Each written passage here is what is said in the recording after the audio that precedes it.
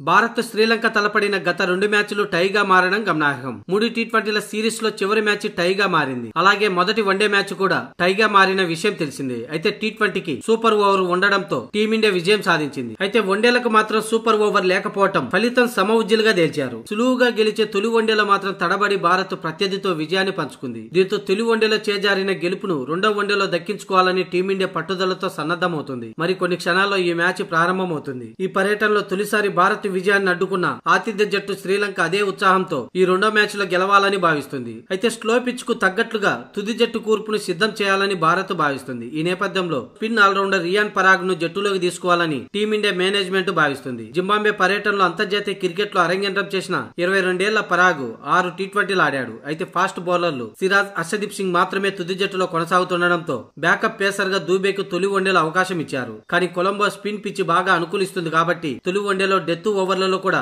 లంక స్పిన్నర్లే bowling చేశారు. దీంతో టీమిండియాలో కూడా రెండో వన్డే కోసం 4 స్పిన్నర్లతో బరిలోకి దిగే అవకాశంగా కనిపిస్తుంది. అయితే అప్పుడు దూబే బెంచ్ కే పరిమితం కావాల్సి ఉంటుంది. అయితే వాతావరణ మార్పులను బట్టి ఈ నిర్ణయం తీసుకునే అవకాశం ఉంది.